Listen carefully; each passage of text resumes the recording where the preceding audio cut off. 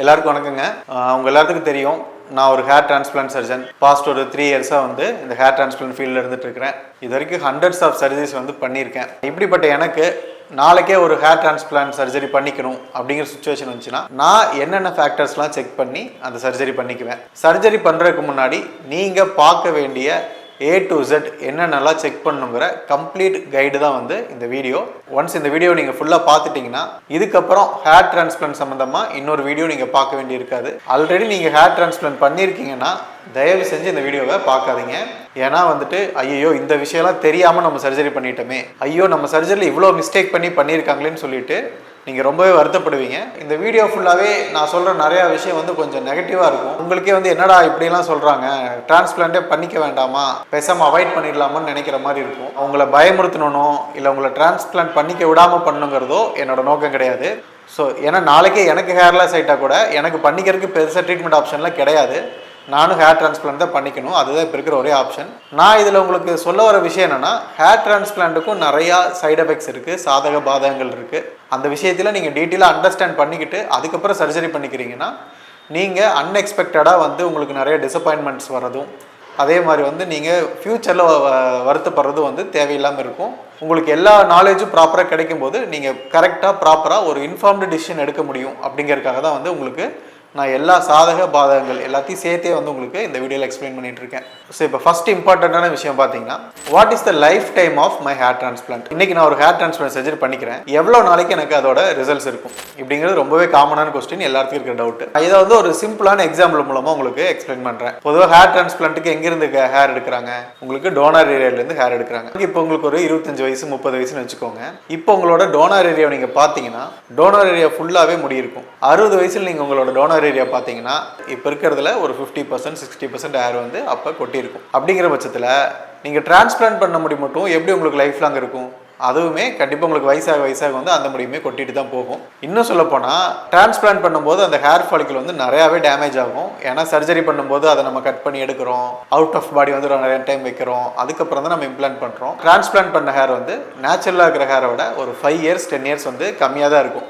நார்மலாக உங்களுக்கு வந்து 60 வயசு 70 வயசு வரைக்கும் டோனாரியில் ஹேர் இருக்குன்னா, டிரான்ஸ்பிளான்ட் பண்ண ஹேர் வந்து உங்களுக்கு ஒரு 45 வயசு 50 வயசு வரைக்கும் தான் இருக்கும். மேக்ஸிமம் ஒரு 10 வருஷம் 15 வருஷம் 20 வருஷம் இந்த மாதிரி தான் இருக்கும். ஸோ டிரான்ஸ்பிளான்ட் வந்து ஒரு ஹேர் லாஸ்க்கு ஒரு பர்மனன்ட் சொல்யூஷன் நம்ம சொல்ல முடியாது. It will give you long term results. ஓகேங்களா, ரொம்ப நாளைக்கு நீங்கள் டிரான்ஸ்பிளான்ட் ரிசல்ட்ஸ் வந்து அனுபவிக்கலாம். இல்லைங்க இதையும் மீறி எனக்கு வந்து டிரான்ஸ்பிளான்ட் வந்து ரிசல்ட்ஸ் வந்து பர்மனெண்ட்டாக இருக்கணும், ரொம்ப நாளாக இருக்கணும்னா கண்டிப்பாக அது வந்து நேச்சுரலாக நம்ம அந்த முடிக்காக எந்த கேருமே எடுத்துக்காமல் பர்மனெண்ட்டாக நம்மளால் வச்சுக்க முடியாது. நீங்கள் அதுக்கான மெடிசன்ஸ் எடுத்துக்கிறீங்க, ட்ரீட்மெண்ட்ஸ் ரெகுலராக ஃபாலோ பண்ணுறீங்கன்னா வேணால் டிரான்ஸ்பிளான்ட் பண்ண ஹேரோட லைஃப் டைம் வந்து நம்ம ஆர்டிஃபிஷியலாக ப்ரொலாங் பண்ண முடியும். அதர்வைஸ் நேச்சுரலாக அப்படியே விட்டோம்னா கொஞ்சம் வருஷம் கழிச்சு கொட்டுறதுக்கு வாய்ப்பு நிறையா இருக்குது. சரிங்க, ரெண்டாவது முக்கியமான விஷயம் என்ன அப்படின்னு பார்த்தோன்னா வந்துட்டு, hair transplant is not the first line treatment for hair loss. ஓகேங்களா, யாரு ஹேர் லாஸ் இருந்தாலும் சரி, வழுக்கு இருந்தாலும் சரி, எடுத்தோடனே டைரெக்டாக ஹேர் டிரான்ஸ்பிளான்ட் பண்ணிக்காதீங்க. இப்போ நிறைய பேர் எப்படி கிளம்பியிருக்காங்கன்னா வந்துட்டு, சார் இப்போ எனக்கு ஹேர் லாஸ் ஆக ஆரம்பிக்குது, இப்பயே முடி கொட்ட ஆரம்பிக்குது, எங்கள் வீட்லேயும் அப்பாவுக்கு தாத்தாக்குலாம் வழுக்க இருக்கு, ஸோ கண்டிப்பாக எனக்கு வழுக்க ஆயிடுன்னு எனக்கு தெரியும். இப்போ நான் உங்களை வந்து பார்த்து நீங்கள் ஏதாவது கொஞ்சம் மெடிசன்ஸ் கொடுப்பீங்க, ஹேர் ஆயில் கொடுப்பீங்க, அதை கொஞ்ச நாள் நான் யூஸ் பண்ணுவேன், அதுக்கப்புறம் அதுவும் கேட்காம போகும். திரும்ப வந்து உங்களை பார்க்கும்போது பிஆர்பி பண்ணிக்கோ ஜிஎஃப்சி பண்ணிக்கோன்னு சொல்லுவீங்க, அதை கொஞ்ச நாள் பண்ணுவேன், அதுக்கப்புறம் அதுவும் கேட்காம போகும். அதுக்கப்புறம் கடைசியாக உனக்கு வேற வழி இல்லைப்பா, இப்போ ஹேர் டிரான்ஸ்பிளான்ட் பண்ணிக்கோ அப்படின்னு சொல்லுவீங்க.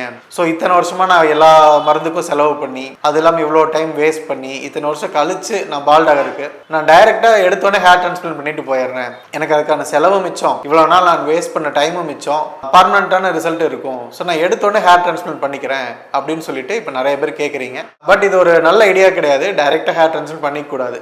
நான் ஏற்கனவே சொன்னேன், ஹேர் டிரான்ஸ்பிளான்ட் பர்மனெண்ட் கிடையாது, பண்ணி ஒரு 10 வருஷம் 15 வருஷத்துக்கு தான் இருக்கும். ஸோ நீங்கள் 30 வயசில் பண்ணீங்கன்னா 45 வயசு வரைக்கும் இருக்கும், 20 வயசில் பண்ணீங்கன்னா 35 வயசு வரைக்கும் தான் இருக்கும். அதுக்கப்புறம் திரும்ப உங்களுக்கு அதோட ரிசல்ட்ஸ் போகிறதுக்கும் அகைன் திரும்ப எங்கேஜ்லேயே பால்டாக இருக்கும் வாய்ப்பு அதிகமாக இருக்குது. அதே மாதிரி உங்கள் ஃப்ரெண்ட்ஸ் நிறைய பேர் யாராவது ஹேர் டிரான்ஸ்பிளான்ட் பண்ணியிருந்தாங்கன்னா அவங்கள்ட்ட கூட நீங்கள் கேட்டு பார்க்கலாம். டிரான்ஸ்பிளான்ட் பண்ணி 1 வருஷம் 2 வருஷத்துக்கு தான் வந்து உங்களுக்கு அந்த முடி வந்து நல்லா ஸ்ட்ராங்காக நல்லா பார்க்குறதுக்கு நல்லா இருக்கும். அதுக்கப்புறம் போக போக பார்த்தீங்கன்னா டிரான்ஸ்பிளான்ட் பண்ண முடியே கொஞ்சம் தின்னாகிறது, முன்னாடி இருந்த லுக் இல்லாமல் கொஞ்சம் வீக் ஆகிறத வந்து நோட்டீஸ் பண்ணுவாங்க. அப்படி பண்ணும்போது அவங்க என்ன பண்ணுவாங்க, திரும்ப வந்து பழையபடி எனக்கு முடி வேணும் அப்படின்னு சொல்லிட்டு திரும்ப சேம் இதே பிஆர்பி, ஜிஎஃப்சி, அதே மாதிரி ஏற்கனவே ஹேர் லாஸ்க்கு என்ன மெடிசன் கொடுக்குறோமோ அந்த ஹேர் ஆயில்ஸ், டேப்லெட்ஸ்லாம் வந்து திரும்ப யூஸ் பண்ண ஆரம்பிப்பாங்க. உங்களுக்கு அதே தான் ஆகும். நாளைக்கே நீங்கள் ஹேர் டிரான்ஸ்பிளான்ட் பண்ணிட்டீங்கனாலும் அதுக்காக இந்த ட்ரீட்மெண்ட்லாம் நீங்கள் யூஸ் பண்ணாமல் விட்டுறலாம், பிஆர்பி எடுத்துக்காம விட்டுறலாம், இல்லைன்னா மெடிசன் சாப்பிடாம விட்டுறலாம், அப்படிலாம் எதுவும் கிடையாது. டிரான்ஸ்பிளான்ட் பண்ணவங்களும் இந்த ட்ரீட்மெண்ட்ல எடுத்து தான் ஆகணும். ஸோ டிரான்ஸ்பிளான்ட் பண்ணிட்டு நீங்கள் அதையெல்லாம் யூஸ் பண்ணுறதுக்கு பதிலாக ஃபர்ஸ்ட் டைரக்டாகவே நீங்கள் அந்த ட்ரீட்மெண்ட் ட்ரை பண்ணி பார்த்துடலாமே. மேபி உங்களுக்கு அந்த ட்ரீட்மெண்ட்ஸ்லேயே ஓகேங்களா, ஹேர் ஆயில்லையோ பிஆர்பிலேயே உங்களுக்கு முடி வளர்ந்துடலாம். டிரான்ஸ்பிளான்ட் பண்ணுறதுக்கு தேவையில்லாமல் கூட போகலாம்.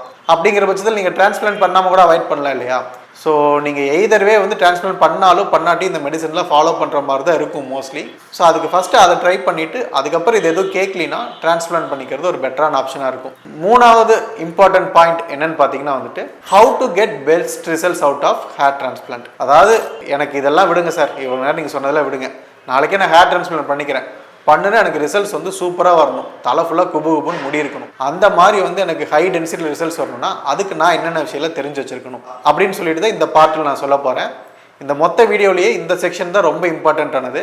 ஹேர் டிரான்ஸ்பிளான்ட்டோட நிறைய கோர் கான்செப்ட்ஸ் வந்து இந்த செக்ஷனில் நான் எக்ஸ்பிளைன் பண்ணியிருக்கேன். ஸோ கொஞ்சம் கவனமாகவே பாருங்கள். ஸோ உங்களுக்கு ஹேர் டிரான்ஸ்பிளான்ட்டில் நல்ல ரிசல்ட் கிடைக்கணும்னா அது ரெண்டு விஷயத்த மெயினாக டிபெண்ட் பண்ணி இருக்குது ஓகேங்களா. ஒன்று உங்களோட டோனர் ஏரியா, ரெண்டாவது விஷயம் வந்து உங்களுக்கு சர்ஜரி பண்ணுறவங்க, அதாவது சர்ஜன். ஸோ இந்த ரெண்டு விஷயந்தான் வந்து உங்கள் ஹேர் டிரான்ஸ்பிளான்ட்டோட மொத்த ரிசல்ட்ஸுமே டிசைட் பண்ண போகுது. இதுலையுமே கூட டோனர் ஏரியா ரொம்பவே முக்கியமான ஒன்று. இந்த டோனர் ஏரியா எந்த அளவுக்கு முக்கியம் அப்படின்னு சொல்லிட்டு உங்களுக்கு ஒரு சின்ன டெமான்ஸ்ட்ரேஷன் வச்சு நான் எக்ஸ்பிளைன் பண்ணுறேன். இப்போ நம்மக்கிட்ட 2 பேஷண்ட் இருக்காங்க அப்படின்னு வச்சுக்குவோம். ஒருத்தருக்கு பார்த்தீங்கன்னா வந்துட்டு டோனர் ஏரியாவில் இருக்கிற ஹேர் வந்து கொஞ்சம் தின்னாக இருக்குது, ரொம்பலாம் இல்லை. ரெண்டாவது பேஷண்ட்டோட பார்க்கும்போது கொஞ்சம் ஒரு 10% 20% வந்து கொஞ்சம் தின்னாக இருக்குது. அதே மாதிரி மோஸ்ட்லி எல்லா கிராஃப்ட்டும் பார்த்தீங்கன்னா வந்துட்டு 2 ஹேர் இருக்குது ஓகேங்களா. ஒரு கிராஃப்டில் 2 ஹேர் இருக்கலாம், 3 ஹேர் இருக்கலாம், 1 ஹேர் இருக்கலாம், 4 ஹேர் இருக்கலாம். அவருக்கு ப்ரிடாமினென்ட்லி எல்லா கிராஃப்ட்டுமே வந்து 2 ஹேராக இருக்குது. அது மட்டும் இல்லாமல் ஒரு ஹேரோட டெக்ஸ்சர் பார்த்தீங்கன்னா அதோட தன்மை பார்த்தீங்கன்னா வந்துட்டு ஸ்ட்ரைட் ஹேராக இருக்குது ஓகேங்களா. கேர்லியில் எதுவும் இல்லாமல் ஸ்ட்ரைட்டாக நூல் மாதிரி இருக்குது சரிங்களா. ஸோ இதுதான் வந்து நம்மளோட ஃபஸ்ட்டு பேஷண்ட். அவருக்கு வந்துட்டு ஹேர் வந்து 2 ஹேராக இருக்குது, இந்த மாதிரி வந்து ஸ்ட்ரைட் ஹேராக இருக்குது. இதே வந்து ரெண்டாவது பேஷண்ட் வந்து பார்த்திங்கன்னா ஃபஸ்ட்டு பேஷண்ட்டோட கம்பேர் பண்ணும்போது செகண்ட் பேஷண்ட்க்கு கொஞ்சம் ஹேர் நல்லாவே திக்காக இருக்குது. ஒரு 10% 20% வந்து அவரதோட ஹேர் திக்காக இருக்குது. அது மட்டும் இல்லாமல் கேர்லி ஹேராக இருக்குது ஓகேங்களா, சுரட்ட முடியாக இருக்குது. அது மட்டும் இல்லாமல் ஒவ்வொரு கிராஃப்ட்லேயும் பார்த்தீங்கன்னா 3 ஹேர் இருக்குது அவருக்கு. நார்மலாக 2 ஃபஸ்ட் பேஷண்ட்டுக்கு 2 இருந்துச்சு, இவருக்கு வந்து ஆனால் 3 ஹேர் இருக்குது சரிங்களா. ஸோ இவருக்கு வந்து கொஞ்சம் ஹேரு திக்காக இருக்குது, கொஞ்சம் சுருட்ட முடியாமல் இருக்குது, அண்டு எல்லாத்துலேயும் 3 ஹேர் இருக்குது சரிங்களா. ஸோ இப்போ மேலே இருக்கிற பாக்ஸ் வந்து உங்களுக்கு இம்ப்ளான்ட் பண்ணுற இடம்னு வச்சுக்கோங்க. சர்ஜரி பண்ணுற இடம் ஃப்ரண்ட்டில் எங்கே வலிக்கையாக இருக்கோ அங்கே இம்ப்ளான்ட் பண்ணுற இடம்னு வச்சுக்கோங்க. ஸோ 2 இடத்துலையுமே நான் வந்து ஈக்குவல் சர்ஃபேஸ் ஏரியாவில் தான் எடுத்திருக்கேன் ஓகேங்களா. 2 இடமுமே ஒரே சேம் சர்ஃபேஸ் ஏரியா தான். ஸோ இப்போ நம்ம 2 பேர்த்துக்குமே 5 கிராஃப்ட் வந்து இம்ப்ளான்ட் பண்ண போகிறோம். ஸோ அது பார்க்குறதுக்கு எப்படி இருக்குன்னு பார்ப்போம். பேஷண்ட் 1க்கும் 5 கிராஃப்ட் இம்ப்ளான்ட் பண்ணியிருக்கோம், பேஷண்ட் 2க்கும் 5 கிராஃப்ட் இம்ப்ளான்ட் பண்ணியிருக்கோம். ஸோ ஓவராலாக சர்ஜரி ரிசல்ட்ஸ் வைஸ் சொல்லணும்னா இவருக்கு 3000 கிராஃப்ட் இம்ப்ளான்ட் பண்ணியிருக்கோம், இவருக்கு 3000 கிராஃப்ட் இம்ப்ளான்ட் பண்ணியிருக்கோம்னு வச்சுக்கோங்க. பட் நீங்கள் பார்த்தாலே தெரியும் இவருக்கு கிடைச்சிருக்க ரிசல்ட்ஸோட இவருக்கு ரிசல்ட்ஸ் வந்து ரொம்பவே நல்லா இருக்கு, முடி நல்லா அடர்த்தியாக இருக்க மாதிரி இருக்குன்ட்டு. ஸோ இவர் என்ன சொல்லுவார், எனக்கு 3000 கிராஃப்ட் தான் பண்ணுச்சு, ரிசல்ட் சூப்பராக வந்துருச்சு, உனக்கு என்னப்பா இப்படி ரிசல்ட் வந்திருக்கு, உனக்கு 3000 தானே சொன்னாங்க, ஒருவேளை உன்னை ஏமாற்றிட்டாங்க போல், 3000லாம் டிரான்ஸ்பிளான்ட் பண்ணலாம் போல் அப்படின்னு சொல்லுவார். பட் உண்மையில் நடக்கிறது தான். ஈவன் மைனர் சேஞ்சஸ் ஓகேங்களா, உங்களுக்கு ஹேர் டயமீட்டரில் வந்து ஒரு 10% 20% டிஃப்ரெண்ட் இருந்தாலும், அது மாதிரி கிராஃப்ட் செகண்ட் 2 கிராஃப்ட்ஸ் இருக்கிற இடத்துல 3 கிராஃப்ட்ஸ் இருந்தாலும், இந்த மாதிரி சின்ன டிஃப்ரென்ஸ் இருந்தால் கூட சர்ஜரில் ரிசல்ட்ஸ் வந்து ரொம்பவே மாறி வரும். ஸோ இதோட மெயின் டிசைடிங் ஃபேக்டராக இருக்கிறது வந்து உங்களுக்கு இயற்கையாக இருக்கிற டோனர் ஏரியா தான். அந்த டோனர் ஏரியா நல்லா திக்காக நிறையா ஹேர்ஸோட இருந்துச்சுன்னா ரிசல்ட்ஸுமே வந்து ரொம்ப அடர்த்தியாக நிறையா முடி இருக்கிற மாதிரி உங்களுக்கு வந்து கிடைக்கும். ஸோ இந்த கேஸில் இந்த பேஷண்ட்க்கு இப்போ நம்ம என்ன பண்ணோம்னா, இவருக்கு 3000 பண்ணியிருந்தோம்னா இவருக்கு அதே அளவுக்கு ரிசல்ட்ஸ் வரக்கு இன்னும் கொஞ்சம் 1 or 2 கிராஃப்ட்ஸ் வந்து நம்ம எக்ஸ்ட்ராவாக பண்ணுற மாதிரி இருக்கும். ஸோ வந்து இவருக்கு 3000 பண்ண இடத்துல இவருக்கு வந்து ஒரு 4000 கிராஃப்ட்ஸ் நம்ம பண்ணோம்னா தான் அதே அளவுக்கு ரிசல்ட்ஸ் வந்து நமக்கு கிடைக்கும். சரிங்க, இப்போ உங்களுக்கு டோனர் ஏரியா நல்லாவே இருக்குன்னு வச்சுக்கோங்க. அப்படி நல்லா இருந்தால் மட்டும் ரிசல்ட்ஸ் நல்லா வந்துடுமா? ஸோ அப்போ அடுத்து என்ன ஃபேக்டர் வந்து உங்கள் ரிசல்ட்ஸ் நல்லா வரதை டிசைட் பண்ணுது அப்படின்னு பார்த்தீங்கன்னா வந்துட்டு ஸ்கோரிங்னு சொல்லுவோம். ஸ்கோரிங்னா ஒன்றும் கிடையாது, FUE பஞ்சஸ் ஓகேங்களா. ஹேர் டிரான்ஸ்பிளான்ட்னு இருக்கிற மைக்ரோ பஞ்சஸ் இன்ஸ்ட்ருமெண்ட்ஸை வச்சு உங்கள் டோனர் ஏரியாவில் இருக்கிற முடியை ஒவ்வொன்றா வந்து கிராஃப்டை எக்ஸ்ட்ராக்ட் பண்ணி எடுக்கிற ப்ராசஸ் பேர் தான் வந்து நாங்கள் ஸ்கோரிங்னு சொல்லுவோம். இதில் ரொம்ப முக்கியமான விஷயம் என்னென்னு பார்த்தீங்கன்னா வந்துட்டு நாம் யூஸ் பண்ணுற பஞ்ச் ஓகேங்களா, எந்த மாதிரியான இன்ஸ்ட்ருமெண்ட்ஸை யூஸ் பண்ணி உங்களோட கிராஃப்ட் எக்ஸ்ட்ராக்ட் பண்ணுறோமோ அதுக்கேற்ற மாதிரி ரிசல்ட் எக்கச்சக்கமாக மாறும். இப்போ நம்ம யூஸ் பண்ணுற பஞ்ச் வந்து ரொம்ப அட்வான்ஸ்டாக இருக்குது, லேட்டஸ்ட்டாக இருக்குன்னா வந்து சுத்தமாக உங்கள் கிராஃப்டை கட் பண்ணாமல், ஒரு ஹேர் கூட கட் ஆகாமல் ஃபுல்லாக 3 ஹேர் இருந்தால் 3 ஹேரே நம்மளால் எக்ஸ்ட்ராக்ட் பண்ண முடியும், 4 ஹேர் இருந்தால் 4 ஹேரே நம்மளால் எக்ஸ்ட்ராக்ட் பண்ண முடியும். அதே நம்ம யூஸ் பண்ணுற பஞ்ச் வந்து சீப் குவாலிட்டியாக இருக்குது, இல்லைன்னா வந்து அட்வான்ஸ்டானது இல்லைன்னா வந்துட்டு நம்ம என்ன தான் நல்லா பஞ்ச் பண்ணாலுமே கூட உங்களுக்கு கிராஃப்ட் நிறைய கட்டாக இருக்கும், டேமேஜாக இருக்கும், சான்ஸ் நிறையா இருக்குது. ஸோ இந்த பஞ்சஸ் எப்படி வேலை செய்யுது, இது ஏன் ரொம்ப இம்பார்ட்டன்ட் அப்படிங்கிறத வந்து நான் உங்களுக்கு காட்டுறேன். நீங்களும் உங்கள் டாக்டரை கன்சல்ட் பண்ணும்போது இதை பற்றின டீட்டெயில்ஸும் என்கொயரி பண்ணுறது வந்து ரொம்பவே உங்கள் ரிசல்ட்ஸில் வந்து டிசைடிங் ஃபேக்டராக இருக்கும். ஸோ இந்த FUE பஞ்சை வச்சு உங்களுக்கு ரிசல்ட்ஸ் வந்து ரொம்பவே வேரி ஆகும். ட்ரெடிஷ்னலாக ஒரு FUE பஞ்ச் எப்படி இருக்கும் அப்படின்னு பார்த்தீங்கன்னா வந்து உங்களுக்கு நான் சைடில் ஸ்க்ரீனில் காட்டுறேன். இந்த மாதிரி தான் இருக்கும். ஸோ ஒரு கிட்டத்தட்ட பார்க்க ஒரு ஃபனல் மாதிரி இருக்கும், அது மேலே பார்த்தீங்கன்னா ஒரு சின்னதாக ஒரு ரவுண்டாக ஒரு சிலிண்டர் மாதிரி இருக்கும். ஸோ இதை யூஸ் பண்ணி தான் வந்து நாங்கள் இந்த வீடியோவில் காட்டுற மாதிரி கட் பண்ணி ஒவ்வொரு கிராஃப்ட்டை எடுக்க போகிறோம். சரிங்களா? இப்போ இந்த பஞ்ச் எடுத்துக்கோங்க. இதை வந்து நான் கிராஸ் செக்ஷன் பண்ணுறேன். ஓகேங்களா? குறுக்கு வெட்டாக வெட்டுறேன். வெட்டிட்டு பார்த்தோன்னா அந்த பஞ்ச் வந்து உங்களுக்கு பார்க்குறக்கு இந்த மாதிரி இருக்கும். ஸோ இந்த பஞ்சை வந்து நம்ம கிராஸ் செக்ஷன் பண்ணிவிட்டு, ஓகேங்களா, இதை பாதியாக கட் பண்ணிவிட்டு இதை நம்ம பார்க்குறோன்னா இது பார்க்குறக்கு உங்களுக்கு இந்த மாதிரி தான் இருக்கும். இதை நான் வந்து ஃபுல் பஞ்ச் வரையில் அதோட அந்த டாப் போர்ஷன் மட்டும் வரைஞ்சிருக்கேன். ஸோ இதுலேயுமே நமக்கு ரொம்ப முக்கியமான பார்ட் எது, ஒரு பஞ்சில் ரொம்ப முக்கியமான பார்ட் எதுன்னு பார்த்தீங்கன்னா அதோட டிப்ஸ். ஓகேங்களா? இங்கே இருக்கு இல்லையா, இந்த டிப் தான். ஸோ முதல்ல அந்த காலத்தில் என்ன பண்ணாங்கன்னா வந்துட்டு இந்த பஞ்சோட டிப் வந்து ரொம்ப ஷார்ப்பாக இருக்கும். ஸோ இப்படி ஷார்ப்பாக இருக்கிற பஞ்ச் வச்சு அவங்க இந்த மாதிரி ட்ரில்லிங் பண்ணும்போது, ஓகேங்களா, உங்களுக்கு ஒவ்வொரு கிராஃப்ட்டும் எடுக்கும்போது அது நல்லா ஷார்ப்பாக இருக்கனால எக்கச்சக்க ஹேரை வந்து கட் பண்ணுச்சு. ஸோ உங்களுக்கு டோனர் ஏரியில் 3 ஹேர் இருந்தாலுமே அது நம்ம எடுக்கும்போது 2 ஹேரோ 1 ஹேரோ தான் வரும், ஃபுல்லாக 3மே வராது. இந்த மாதிரி வந்து கட்டிங் ரேட் வந்து ரொம்ப அதிகமாக இருந்துச்சு. இதை டிரான்செக்ஷன் சொல்லிட்டு நாங்கள் சொல்லுவோம். ஸோ இப்படி இருக்கவும் டாக்டர்ஸ் என்ன பண்ணாங்க, நம்ம என்ன பேஷண்ட்டுக்கு டோனர் நல்லா இருந்துங்கிறத கூட நமக்கு ரிசல்ட்ஸ் நல்லா கொடுக்க முடியலையே, நிறைய ஹேர் டேமேஜ் ஆகுதுன்னு சொல்லிட்டு இதை ஓவர் கம் பண்ணணும் அப்படின்னு சொல்லிட்டு அதுக்கப்புறம் டெவலப் பண்ணாதான் வந்து இந்த டல் பஞ்சஸ். ஓகேங்களா? டல்லுன்னு ஒன்றும் இல்லை, இதோட முனை வந்து மழுங்கி இருக்கும், டல்லாக இருக்கும். இது மாதிரி ஷார்ப்பாக இல்லாமல் இதோட முனை வந்து இந்த மாதிரி டல்லாக இருக்கும்.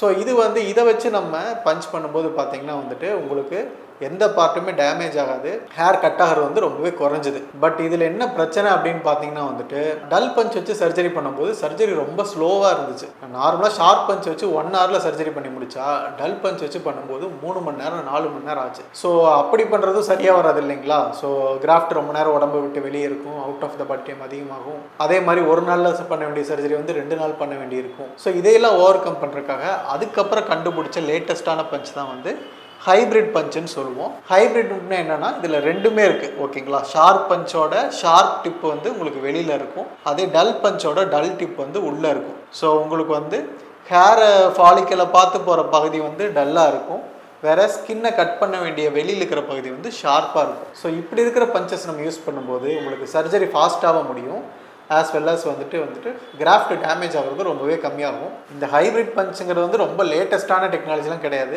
இது வந்து ஒரு 8 வருஷம் 10 வருஷம் இருக்கும், அந்தளவுக்கு பழைய பஞ்ச் தான். இதுக்கப்புறம் நிறையா மாடிஃபிகேஷன்ஸ் பண்ணி எக்கச்சக்க நியூ பஞ்சஸ் டெக்னாலஜிஸ் வந்து இந்த ஹேர் டிரான்ஸ்பிளான்ட்டில் வந்துருச்சு. பட் மினிமம் சர்ஜரி பண்ணுறவங்க அட்லீஸ்ட் ஹைப்ரிட் பஞ்ச் அது யூஸ் பண்ணணும். அப்படிங்கிற பட்சத்தில் தான் வந்துட்டு உங்களோட டோனர் ஏரியா வந்து டேமேஜ் ஆகாது. கிராஃப்ட் வந்து டேமேஜ் ஆகாமல் டோனர் ஏரியாவில் 3 ஹேர் இருந்தால் 3 ஹேர் முழுசாகவே வரும். ஸோ அதோட ஃபுல் பலனும் உங்களுக்கு அனுபவிக்க முடியும். அதுக்காக கண்டிப்பாக எல்லா பேஷண்ட்டுக்கும் ஹைப்ரிட் பஞ்சிலே தான் பண்ணணும் அப்படின்னு எதுவும் கிடையாது. இருந்தாலும் ஷார்ப் பஞ்சில் பண்ணுறத விட ஹைப்ரிட் பஞ்சில் பண்ணுறது ரொம்பவே பெட்டர். உங்கள் ரிசல்ட்ஸ் வந்து அன்பிரடிக்டபிளாக இருக்காது. ஈச் அண்ட் எவ்ரி டைம் வந்துட்டு உங்களுக்கு டோனர் ஏரியா நல்லா இருந்தால் ரிசல்ட்ஸ் கண்டிப்பாக நல்லாயிருக்கும், அன்பிரடிக்டபிள் ரிசல்ட்ஸ் வந்து கம்மியாகிட்டே வரும். சரிங்க, உங்களுக்கு டோனர் ஏரியா நல்லா இருக்குது, அது இல்லாமல் நல்லா லேட்டஸ்ட்டான இன்ஸ்ட்ருமெண்ட்ஸு பஞ்சஸ் வச்சு தான் ஆப்ரேஷனும் பண்ணுறாங்க. ஸோ இருக்கிற டோனர் ஏரியாலாம் வந்துட்டு கொஞ்சம் கூட கட் ஆகாமல் அப்படியே முத்த எடுத்துடுறாங்க. ஸோ இப்போ வந்து என்னோடய ரிசல்ட்ஸ் நல்லா வந்துருமா அப்படின்னு கேட்டால் அப்படி கிடையாது. இது வந்து ஜஸ்ட் ஒரு 50% ஆஃப் ப்ராசஸ் தான். இப்போ நான் சொன்ன இந்த 2 விஷயத்தை விடையே ரொம்பவே இம்பார்ட்டண்ட்டான விஷயம் என்னென்னா வந்துட்டு இந்த எக்ஸ்ட்ராக்ட் பண்ண கிராஃப்டை எப்படி இம்ப்ளான்ட் பண்ண போகிறோம், என்ன மாதிரி டிஸ்ட்ரிபியூட் பண்ணுறோம், என்ன மாதிரி வந்து அலைன்மெண்ட் கொடுக்குறோங்கிறது வந்து ரொம்பவே இம்பார்ட்டன்ட். இப்போ நீங்கள் இந்த மொத்த வீடியோலேயே மிஸ் பண்ணாமல் பார்க்க வேண்டிய ஒரு செக்ஷன் இருக்குது, கண்டிப்பாக தெரிஞ்சுக்கணுன்னா அது வந்து இந்த செக்ஷன் தான். அந்தளவுக்கு இம்பார்ட்டண்ட்டான கான்செப்ட் இது. ஸோ இதை வந்து நான் ஒரு சின்ன டெமான்ஸ்ட்ரேஷன் மூலமாக உங்களுக்கு எக்ஸ்பிளைன் பண்ணுறேன். இப்போ உங்களுக்கு வந்துட்டு ஒரு எக்ஸாம்பிளுக்கு நான் ஒரு 6 கிராஃப்ட் எடுத்திருக்கேன் அப்படின்னு வைங்க. 6மே வந்து 3 ஹேர் இருக்கிற ஹேர் ஃபாலிக்கல் இருக்கிற கிராஃப்ட்டு. ஸோ இந்த கிராஃப்ட்டை வந்து நான் அவங்க ஸ்கேல்பில் இம்ப்ளான்ட் பண்ண போகிறேன். ஸோ இது இம்ப்ளான்ட் பண்ணும்போது என்ன மாதிரி இம்ப்ளான்ட் பண்ணால் எப்படி வந்து ரிசல்ட்ஸ் மாறும் அப்படின்னு சொல்லிட்டு டெமான்ஸ்ட்ரேட் பண்ணி காமிக்க போகிறேன். ஸோ இந்த ஸ்பாஞ்சு பார்க்குறீங்க இல்லையா, இந்த ஸ்பாஞ்சில் ஒயிட் கலரில் தெரியுது இல்லையா, இதுதான் வந்து நம்மளோட ஸ்கேல்ப், நம்மளோட தலைன்னு வந்து வச்சுக்கோங்க. அண்ட் இங்கே வந்து நான் 6 கிராஃப்ட் இம்ப்ளான்ட் பண்ணியிருக்கேன். 1 2 3 4 5 6. ஒவ்வொரு கிராஃப்ட்லேயும் 3 ஃபாலிக்கல் இருக்குது. 1 2 3 இந்த மாதிரி 3 முடி இருக்குது. சரிங்களா? இப்போது நான் இந்த பேஷண்ட்டை உங்களுக்கு மேலேருந்து காட்டிகிட்ருக்கேன். அவர் தலையை மேலேருந்து காட்டிகிட்ருக்கேன். அதே வந்து அவர் ஃப்ரண்ட்லேருந்து பார்த்தா வந்து இப்படி இருக்கும். ஓகேங்களா? இதை அவரை ஃப்ரண்ட்லேருந்து பார்த்தா அவர் இப்படி தெரிவார். அதே வந்து இவரை மேலேருந்து பார்த்தோம்னா வந்துட்டு இவர் இப்படி தெரியும். இவரோட ஸ்கேல்ப் இப்படி தெரிவார். இப்போ இந்த ஹேரையெல்லாம் நான் வந்து எப்படி இம்ப்ளான்ட் பண்ணியிருக்கேன்னா, ஒன்றுக்கு ஒன்று பேரலெல்லாம் இப்படி நான் இம்ப்ளான்ட் பண்ணியிருக்கேன். ஸோ இப்படி பண்ணியிருக்கும்போது பார்த்தீங்கன்னா கண்டிப்பாக உங்களுக்கு இங்கே நடுவில் பெரிய கேப் ஒன்று இருக்குது. அது போக ஒவ்வொரு ஹேருக்கும் நடுவில் இங்கே ஒரு கேப்பு, இங்கே ஒரு கேப்புன்னு சொல்லிட்டு முடிக்கு நடுவில் கேப் இருக்குது. ஸோ இந்த பேஷண்ட் நீங்கள் டாப்லேருந்து பார்த்தாலும் உங்களுக்கு இங்கெல்லாம் கேப் தெரியுது. அதே மாதிரி இவரை நீங்கள் ஃப்ரண்ட்லேருந்து பார்த்தாலும் உங்களுக்கு இந்த 2 சைடு முடி இருக்குது, ஆனால் நடுவில் வந்து கேப் தெரியுது. இந்த கேப்புன்னு நான் சொல்கிறது தான் ஸ்கேல்ப்பு. ஓகேங்களா?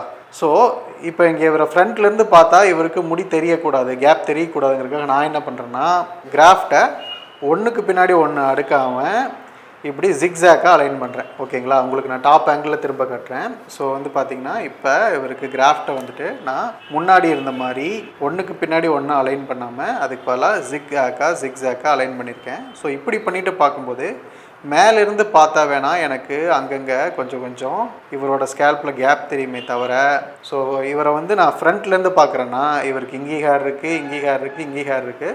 ஸோ உங்களுக்கு எந்த இடத்துலையும் வந்து கேப் தெரியாது.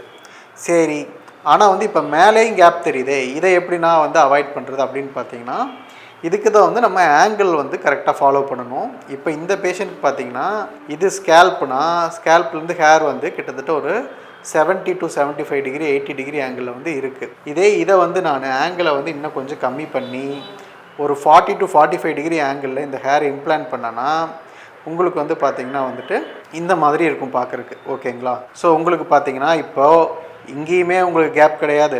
அதே மாதிரி ஃப்ரண்ட்லேருந்து பார்த்தீங்கனாலுமே அந்த பேஷண்ட்டுக்கு இங்கேயோ இங்கேருந்து பார்த்தாலும் கேப் கிடையாது. இப்போ இந்த நான் 3 இம்ப்ளான்டேஷன் டெக்னிக்ஸையுமே வந்து உங்களுக்கு கம்பேர் பண்ணி காட்டுறேன். ஸோ இப்போ நம்ம பேஷண்ட்டை ஃப்ரண்ட்லேருந்து பார்க்குறோம். அப்படி பார்க்கும்போது ஒன்றுக்கு ஒன்று பேரலாக நான் இம்ப்ளான்ட் பண்ணியிருந்தேன்னா உங்களுக்கு கண்டிப்பாக இங்கே நடுவில் கேப் தெரியும். ஸோ நல்லாவே ஸ்கேல்ப் தெரியும். இதே ஒன்றுக்கு ஒன்று ஜிக்ஸாக்காக நான் இம்ப்ளான்ட் பண்ணியிருக்கேன்னா 2 ஹேருக்கு நடுவில் கேப் கிடையாது. ஏன்னா நடுவில் ஜிக்ஸாக்காக இன்னொரு ஹேர் வச்சுட்டேன். 3வது மெத்தட்லேயே அப்படி தான் ஜிக்ஸாக்காக வச்சுருக்கேன், கேப் தெரியாது. ஸோ இதே பேஷண்ட் இப்போ நம்ம டாப்ல இருந்து பார்த்தோம்னா பேரலாக வச்சுருக்கும் போது இங்கேயும் கேப் தெரியுது, இங்கேயும் கேப் தெரியுது. அதே நான் ஆங்கிள் சரியாக வைக்கல, ஆங்கிள் வந்து ரொம்ப ஸ்டீப்பாக 70 டிகிரி 80 டிகிரின்னு வச்சுருக்கும் போது மேபி அந்த பேஷண்ட் நேராக நிற்கும் போது உங்களுக்கு தெரியாதே தவிர லேசாக தலையை குளிஞ்சானாலும் உங்களுக்கு வந்து அவருக்கு வந்து நடுவில் கேப் தெரியும். ஏன்னா வந்து நம்ம ஹேரோட ஆங்கிள் ப்ராப்பராக வைக்கல. அதே இந்த ஆங்கிளும் சேர்த்து நம்ம ப்ராப்பராக வைக்கும்போது உங்களுக்கு எங்கேயுமே வந்து கேப்ஸ் தெரியறதுக்கு வாய்ப்பு இல்லை. ஃபுல்லாகவே தலை ஃபுல்லாக கிராஃப்ட் கவர் ஆன மாதிரி இருக்கும். பட் இது நீங்கள் நோட் பண்ண வேண்டிய விஷயம் என்னென்னா 3லையுமே சேம் நம்பர் ஆஃப் கிராஃப்ட் தான் நம்ம யூஸ் பண்ணியிருக்கோம்.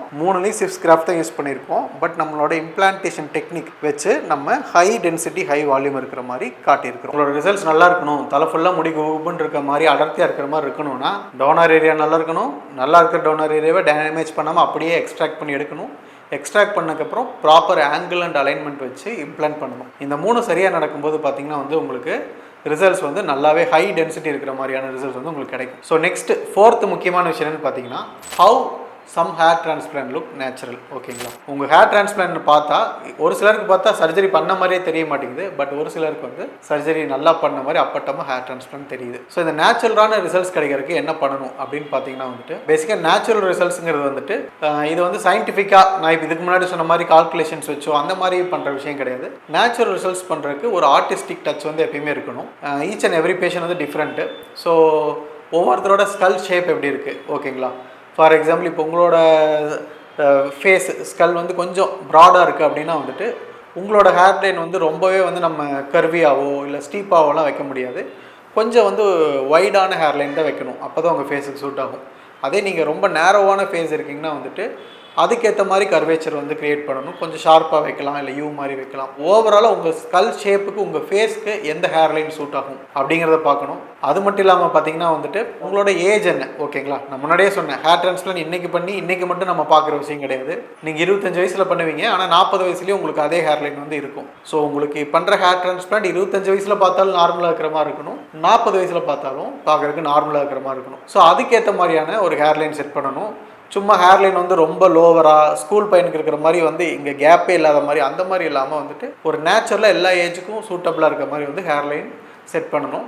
இதுக்கு உங்களுக்கு ஒரு நல்ல எக்ஸாம்பிள் பார்த்தீங்கன்னா வந்துட்டு ஃபகத் ஃபாசில், ஓகேங்களா. ஆக்டர் ஃபகத் ஃபாசில் பார்த்தீங்கன்னா இப்போ அவரை பார்த்தீங்கனாலுமே அவருக்கு ரிசெஷன் இருக்கும், ஓகேங்களா. தலை வந்து ஏறின மாதிரி நெத்தி ஏறின மாதிரி தான் இருக்கும். பட் ஆக்சுவலி அவர் ஹேர் டிரான்ஸ்பிளான்ட் பண்ணியிருக்காரு, ஓகேங்களா. அவர்கிட்ட இல்லாத பணம் இல்லை, அவருக்கு கிடைக்காத ஃபெசிலிட்டிஸ் இல்லை. அவர் நினச்சா ஃபுல்லாகவே கூட வந்துட்டு ஹேர்லைனை மறைச்சு ஹேர்லைன் நேராக ஸ்ட்ரைட்டாக இருக்கிற மாதிரி நெத்தியை ஏறாத மாதிரி கூட அவர் ஹேர்லைன் கிரியேட் பண்ணியிருக்கலாம். பட் அவங்க ஏன் அப்படி பண்ணல அப்படின்னா அது டெஃபினட்டாக அவங்களோட நேச்சுரல் லுக்கை வந்து அஃபெக்ட் பண்ணும். ஸோ பார்க்குறக்கு நேச்சுரலாக இருக்கிறதுக்கு வந்து ரொம்பவே இம்பார்ட்டன்ஸ் கொடுத்து கொஞ்சம் நெத்தி ஏறின மாதிரி இப்போயுமே கூட பார்க்குறக்கு நெத்தி ஏறின மாதிரி வந்து அவங்க டிசைன் பண்ணியிருக்காங்க. இது மட்டும் இல்லாமல் பார்த்தீங்கன்னா வந்துட்டு நான் முன்னாடியே சொல்லியிருப்பேன் மைக்ரோ அண்ட் மேக்ரோ இர்ரெகுலாரிட்டிஸ் அப்படின்னு சொல்லிட்டு. அதாவது வந்து ஒவ்வொரு யாரோட ஹேர்லைனுமே நேராக கோடு போட்ட மாதிரி இருக்காது. அதில் நிறைய சின்ன சின்ன இர்ரெகுலாரிட்டிஸ் இருக்கும், பெரிய பெரிய ஷேப் இர்ரெகுலாரிட்டிஸும் இருக்கும். ஸோ அதையெல்லாம் ஃபாலோ பண்ணி ஹேர்லைன் டிசைன் பண்ணணும். இது மட்டும் இல்லாமல் பார்த்தீங்கன்னா ஒவ்வொரு இடத்துல இருக்கிற ஹேரும் ஒவ்வொரு தன்மையில் இருக்கும், சரிங்களா. இப்போ உங்களுக்கு சைடில் டெம்பிள் இருக்கிற ஹேர் வந்து பார்த்தீங்கன்னா வந்துட்டு வேறு டைரெக்ஷனில், மிச்ச ஹேர்லாம் முன்னாடி பார்த்து டைரெக்ஷனில் போனால் இந்த ஹேர் பின்னாடி பார்த்து டைரெக்ஷனில் போகும். அதே மாதிரி பார்த்தீங்கன்னா ஹேர் ஸ்டார்ட் ஆகும்போது ஃப்ரண்ட்டில் இருக்கிற ஹேர் பார்த்தீங்கன்னா ரொம்ப தின்னாக சாஃப்டாக இருக்கும். அதே உள்ளே போக போக அந்த ஹேர் பார்த்தீங்கன்னா ரொம்ப திக்காக ஹார்டாக இருக்கும். ஸோ ஒவ்வொரு இடங்கள்லையும் ஒவ்வொரு மாதிரி ஹேர் சேர்க்க வேண்டியது இருக்கும், ஒவ்வொரு மாதிரி ஆங்கிள் ஃபாலோ பண்ண வேண்டியிருக்கும். ஸோ இதெல்லாம் ஒவ்வொன்றா ஸ்டெப் பை ஸ்டெப்பாக பார்த்து ஒரு பெயிண்டிங் ட்ரா பண்ணுற மாதிரி ஒரு ஆர்டிஸ்டிக் டச்சோட நேச்சுரலாக பண்ணும்போது மட்டும்தான் நேச்சுரல் ரிசல்ட்ஸ் ப்ரொவைட் பண்ண முடியும். நெக்ஸ்ட் இம்பார்ட்டன்ட் பாயிண்ட் என்ன பார்த்தீங்கன்னா what are all the side effects of hair transplant, ஓகேங்களா. ஹேர் டிரான்ஸ்பிளான்ட் பண்ணிக்கிட்டால் எனக்கு என்ன தான் சைட் எஃபெக்ட் வரும், எதை பார்த்து நான் பயப்படணும் பயப்படக்கூடாது, இது வந்து காமனாக எல்லோரும் கேட்குறீங்க. ஸோ பொதுவாகவே ஹேர் டிரான்ஸ்பிளான்ட்டுன்னு இல்லை, எந்த ஒரு மெடிக்கல் ப்ரொசீஜர் பண்ணிங்கனாலும் அதுக்கு சைட் எஃபெக்ட்ஸ் அண்ட் காம்ப்ளிகேஷன் வந்து அன்அவாய்டபிள். எல்லா ப்ரொசீஜருக்குமே கண்டிப்பாக சைட் எஃபெக்ட்ஸ் இருக்கும். இன்கேஸ் அப்படி ஒரு ப்ரொசீஜருக்கு சைட் எஃபெக்டே இல்லை, காம்ப்ளிகேஷனே இல்லைன்னு சொல்கிறாங்கன்னா அது வந்து ஒரு ஃபேக்கான ப்ராமிஸ். அந்த மாதிரி எதுவுமே அந்த உலகத்தில் கிடையாது. ஸோ ஹேர் டிரான்ஸ்பிளான்ட்டுக்கு பார்த்தீங்கன்னா medical side effects and aesthetic side எஃபெக்ட்ஸ்னு சொல்லிட்டு ரெண்டு விதமான சைட் எஃபெக்ட்ஸ் வந்து காமன். மெடிக்கல் சைட் எஃபெக்ட்ஸ்னால் பொதுவாக வந்து நம்ம உடம்பை ஹெல்த் அஃபெக்ட் பண்ணுற மாதிரியான சைட் எஃபெக்ட்ஸ். வேற எஸ்தட்டிக் சைட் எஃபெக்ட்ஸ்னால் அதனால் நம்ம உடம்புக்கு எதுவும் பிரச்சனை கிடையாது, பட் பார்க்குறதுக்கு நல்லா இருக்காது, அந்த மாதிரியான நம்ம எதிர்பார்த்து அப்பீலிங்கான ரிசல்ட்ஸ் வந்து இருக்காது. ஹேர் டிரான்ஸ்பிளான்ட்டில் மெடிக்கல் சைட் எஃபெக்ட்ஸு இருக்கா, எல்லாருக்கும் பொதுவாக பயமே அதுதான். டிரான்ஸ்பிளான்ட் பண்ணி இறந்துட்டாங்கிறாங்க, உயிருக்கு ஆபத்துங்கிறாங்க, இவ்வளோ ரிஸ்க் எடுத்து நான் வந்து இந்த ஆப்ரேஷன் பண்ணிக்கணுமா அப்படின்னு சொல்லிட்டு எல்லாருமே பயப்படுவாங்க. அதுதான் நிறைய பேர் சர்ஜரி பண்ணிக்காமல் இருக்க மெயின் கன்சர்னுமே கூட. ஸோ நிஜமாலுமே ஹேர் டிரான்ஸ்பிளான்ட்டில் உயிர் போக வாய்ப்பு இருக்கா அப்படின்னு பார்த்தீங்கன்னா வந்துட்டு ஆக்சுவலி லிட்டரலாக 0% சான்ஸ் தான். ஹேர் டிரான்ஸ்பிளான்ட்டில் உயிர் போகிறதுக்கு வாய்ப்பே கிடையாது. இன்னும் ஒரு இன்ட்ரெஸ்டிங்கான ஸ்டாட்டிஸ்டிக் உங்களுக்கு சொல்லணும்னா ஆல் ஓவர் த வேர்ல்டு இது வரைக்கும் மில்லியன்ஸ் எத்தனையோ ஹேர் டிரான்ஸ்பிளான்ட் நடந்திருக்கு. ஒரு ஹேர் டிரான்ஸ்பிளான்ட்டில் கூட யாருமே இறந்தது கிடையாது. அதர் தென் இன் இந்தியாவில் மட்டும் 2 கேஸ் வந்து ஹேர் டிரான்ஸ்பிளான்ட் பண்ணி இறந்துருக்காங்கன்னு வந்து பதிவாயிருக்கு, ரெஜிஸ்டர் ஆயிருக்கு. Other that all over the world எங்கேயுமே ஹேர் டிரான்ஸ்பிளான்ட் பண்ணி ஒருத்தங்க இறந்துட்டாங்க அப்படின்னு வந்து கேஸ் ஃபைல் ஆனதே கிடையாது. இது மெயினாக பிகாஸ் வந்து நம்ம ஊரில் வந்து நிறையா அன்ப்ரொஃபஷனல், இதுக்காக படிக்காதவங்க, இதுக்காக ட்ரெயின் ஆகாதவங்க இந்த சர்ஜரி பண்ணுறதுனால வர சைடு எஃபெக்ட்ஸ் தான் இது. அதர் வந்துட்டு நீங்கள் ப்ராப்பராக டாக்டர்கிட்ட எந்த டாக்டர் இதுக்காக படிச்சிருக்காங்களா இதெல்லாம் பார்த்து நீங்கள் ரிசர்ச் பண்ணி பண்ணும்போது ஹேர் டிரான்ஸ்பிளான்ட்ல இறப்புங்கிறது கிட்டத்தட்ட வந்து ஒரு கவலையே பட வேண்டாத ஒரு விஷயம். அப்படி நடக்கிறதுக்கு 0% சான்சஸ் தான். சரி, இறக்குற அளவுக்கு பெரிய பிரச்சனை இல்லை, வேறு ஏதாவது சின்ன சின்ன சைடு எஃபெக்ட் இருக்குது அப்படின்னு கேட்டிங்கன்னா கண்டிப்பாக இருக்குது. டிரான்ஸ்பிளான்ட் பண்ண இடத்துல உங்களுக்கு ஈவன் கொஞ்ச நாள் கூட ஒரு 2 months 3 months வரைக்கும் கூட சர்ஜரி முடிச்சு கூட பெயின் இருக்கலாம். பண்ண இடங்களில் வந்து கொஞ்சம் ஏதாவது புழு விடுற மாதிரி, பூச்சி விடுற மாதிரி, ஏன்னா அந்த இடம் வந்து ரொம்ப மரத்து போன மாதிரி, மிச்ச இடத்தோட கம்பேர் பண்ணும்போது அந்த இடத்தோட சென்சேஷன் டிஃப்ரெண்ட்டாக இருக்கிற மாதிரி இருக்கலாம். அண்டு டிரான்ஸ்பிளான்ட் பண்ண புதுசில் ஒரு 1 weekக்குள்ளே தெரியாமல் எங்கேயா இடிச்சுக்கிறோம், இல்லைன்னா வந்து ஏதாவது ஒரு கிராஃப்ட் வெளியே வந்துடுது அப்படின்னா வந்து அந்த இடத்துல ப்ளீடிங் ஆகிறதுக்கு சான்ஸ் நிறையவே இருக்குது. ஸோ இந்த மாதிரி நிறையா சின்ன சின்ன காம்ப்ளிகேஷன்ஸ் வந்து இருக்குது. பட் இது எல்லாமே ஷார்ட் டேர்ம் சைடு எஃபெக்ட்ஸ்னு சொல்லுவோம். நான் இன்றைக்கி டிரான்ஸ்பிளான்ட் பண்ணேங்க, பண்ணி 5 வருஷம் ஆகுது, இன்னும் நான் ஏன்டா டிரான்ஸ்பிளான்ட் பண்ணேன்னு வருத்தப்படுறேன், ஐயோ இது நான் பண்ணது பெரிய தப்புங்க அப்படின்னு நீங்கள் ஒரு 5 வருஷம் ஆகியும் 10 வருஷம் ஆகியும் வருத்தப்படுற அளவுக்கு லாங் டேர்ம் சைடு எஃபெக்ட்ஸ் இந்த ஹேர் டிரான்ஸ்பிளான்ட்டில் எதுவுமே கிடையாது. எல்லாமே minor and short term side effects தான். அட் மேக்ஸ் சர்ஜரி ப்ராப்பராக பண்ணலைன்னா இன்கேஸ் ஸ்கின்னை ரொம்ப டேமேஜ் ஆக்கிடுறாங்கன்னா ஸ்கின் நெக்ரோசிஸ் ஆகிறதுக்கு, அதாவது அந்த டிரான்ஸ்பிளான்ட் பண்ண இடத்துல இருக்கிற தோல் வந்து இறந்து போகிறதுக்கு வாய்ப்பு அதிகமாக இருக்குது. அப்படி ஆகிற பட்சத்தில் அந்த இடத்துல வந்து தழும்பு மாதிரி ஃபார்ம் ஆகிரும். அந்த இடத்துல ஃபர்தராக டிரான்ஸ்பிளான்ட்டு பண்ண முடியாது, ஏற்கனவே பண்ண முடியும், வளராது. ஸோ இதுதான் இருக்கலையே மேக்ஸிமம் வந்து பேட் சைடு எஃபெக்ட் ஹேர் டிரான்ஸ்பிளான்ட்டில். மிச்சப்படி உயிருக்கு ஆபத்தோ இல்லை லாங் டேர்ம் சைடு எஃபெக்ட்ஸ் இருக்கும்போதுனா நீங்கள் பயப்பட வேண்டிய கிடையாது. சரிங்க, இதுக்கு இருக்கட்டும். மெடிக்கல் சைடு எஃபெக்ட்ஸ் இல்லாமல் எஸ்தெட்டிக் சைடு எஃபெக்ட்ஸ் நான் சொன்னேன் இல்லைங்களா? ஸோ இதில் என்னென்ன அப்படின்னு பார்த்தீங்கன்னா, எஸ்தெட்டிக் சைடு எஃபெக்ட்ஸ் ரொம்ப காமன் இந்தியாவில். லாட் ஆஃப் பீப்புள் வந்து ப்ராப்பர் ட்ரைனிங் இல்லாமல் பண்ணுறதுனால நீங்கள் உங்கள் ஃப்ரெண்ட்ஸ்லேயே நிறைய பேர்த்துல பார்த்துருப்பீங்க. 10 பேர் டிரான்ஸ்பிளான்ட் பண்ணாங்கன்னா 6 பேர் 7 பேரில் வந்து நீங்கள் இந்த எஸ்தெட்டிக் சைடு எஃபெக்ட்ஸ் பார்த்துருப்பீங்க.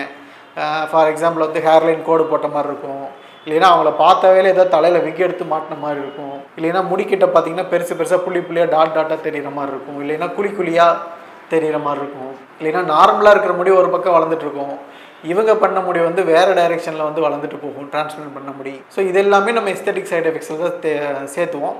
இன் ஜென்ரல் வந்து உங்களை ஒருத்தர் பார்த்துட்டு நீங்கள் ஹேர் டிரான்ஸ்பிளான்ட் பண்ணியிருக்காங்கன்னு சொன்னாலே அதெல்லாம் வந்து எஸ்தெட்டிக் சைடு எஃபெக்ட் தான். முடிஞ்ச வரைக்கும் நீங்கள் டிரான்ஸ்பிளான்ட் பண்ணிக்கிறீங்கன்னு சொல்லலைன்னா, நேச்சுரலாக இருக்குன்னா அப்போ வந்து அந்த சைடு எஃபெக்ட்ஸ் வரல அப்படின்னு அர்த்தம். நெக்ஸ்ட் இம்பார்ட்டன்ட் பாயிண்ட் என்னென்னு பார்த்தீங்கன்னா வந்துட்டு, Y naturalness is very important. நான் சுற்றி நிறைய இதில் பார்த்தீங்கன்னா வந்து எஸ்தெட்டிக் சைடு எஃபெக்ட் வரக்கூடாது, பார்க்க நேச்சுரலாக இருக்கும் அப்படின்னு நான் சொல்லிட்டு இருக்கேன். ஏன் இது ஹேர் டிரான்ஸ்பிளான்ட்டில் ரொம்ப முக்கியமாக நம்ம பார்க்குறோம் அப்படின்னா வந்துட்டு, பொதுவாக யார் வந்து ஹேர் டிரான்ஸ்பிளான்ட் பண்ணிக்கிறாங்க அவங்களுக்கு அவங்களோட அந்த வழுக்க பிரச்சனை, பால்னஸ் வந்து ரொம்ப ஒரு பெரிய தாக்கத்தை ஏற்படுத்துது, அவங்கள வந்து மனதளவில் அதை அஃபெக்ட் பண்ணுது. அப்படிங்கிறவங்க தான் வந்து இந்த ஹேர் டிரான்ஸ்பிளான்ட் பண்ணிக்கிறாங்க. ஸோ இதை பண்ணிக்கிறது மூலமாக அவங்க வந்து அவங்களோட அடையாளத்தை வந்து சேஞ்ச் பண்ணிக்கிட்டு, அதாவது வந்து எப்படி சொல்கிறதுனா, மிச்சவங்களும் எப்படி நார்மலாக இருக்கிறாங்களோ அதே மாதிரி நானும் நார்மலாக இருக்கிறேன், என்ன வந்து இந்த ஒரு பிரச்சனையை வச்சு தனியாக டிஃப்ரெண்ட்டாக பார்க்கக்கூடாது அப்படிங்கிறதுக்காக தான் எல்லோரும் வந்து இந்த ஹேர் டிரான்ஸ்பிளான்ட் பண்ணிக்கிறாங்க. பட் நாளைக்கு நீங்கள் இந்த ஹேர் டிரான்ஸ்பிளான்ட் பண்ணிக்கிட்டு அதுவே உங்களுக்கு ஒரு அடையாளமாக மாறுச்சுன்னா, எப்படி இவர் சிவப்பாக இருப்பார், இவர் ஹைட்டாக இருப்பார், இவர் கருப்பாக இருக்காருங்கிற மாதிரி, அவருங்களா டிரான்ஸ்பிளான்ட் பண்ணியிருக்காரு அவரை தானே சொல்கிறீங்க அப்படின்ட்டு ஹேர் டிரான்ஸ்பிளான்ட் உங்களுக்கு ஒரு அடையாளமாக மாறக்கூடாது.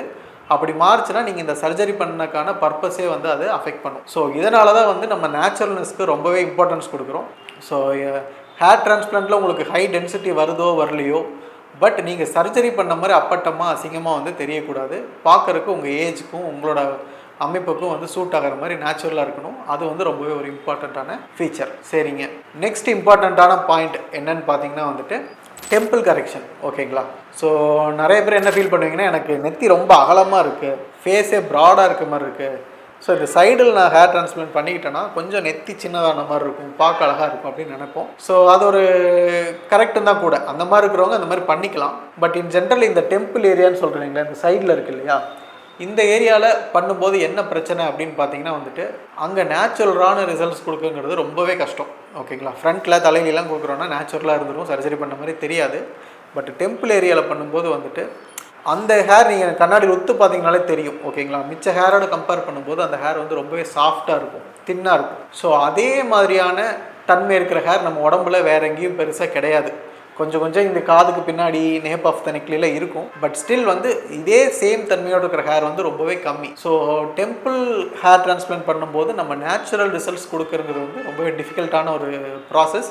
ஸோ நீங்களே நிறைய பேர்த்து கூட பார்த்துருக்கலாம், இங்கே பண்ண ஹேர் மட்டும் தனியாக ஃபேன் மாதிரி வந்து வேறு சைடில் வந்து நின்றுக்கிட்டு இருக்கும், புள்ளியாக தெரியும். ஸோ என்ன கேட்டிங்கன்னா, அன்லஸ் இது நெசசரி, ஓகேங்களா, கண்டிப்பாக டெம்பிள் பண்ணிக்க வேண்டிய சுச்சுவேஷன் இருக்குது அப்படின்னா மட்டும் டாக்டரே சஜஸ்ட் பண்ணுறாங்கன்னா டெம்பிள் கரெக்ஷன் பண்ணுங்கள். அதர்வைஸ் வந்து உங்களுக்கு தேவையில்லாதப்போ பண்ணிங்கன்னா வந்து அது தப்பாக பண்ணிட்டோமோன்னு ஃபீல் பண்ணுற மாதிரி இருக்கும். ஸோ நெக்ஸ்ட் இம்பார்ட்டண்ட் பாயிண்ட் என்னென்னு பார்த்தீங்கன்னா, which is the best method for hair transplant. ஓகேங்களா? எங்களை குழப்பிட்டே இருக்காங்க சார், போன மாதம் தான் சஃபயர்னாங்க, இந்த மாதம் கோல்டுங்கிறாங்க, டைட்டானியம்ங்கிறாங்க, நாளைக்கு காப்பரு, எவர் சில்வர், அது இதுன்ட்டு எதோ பேரில் வருவாங்க போல்.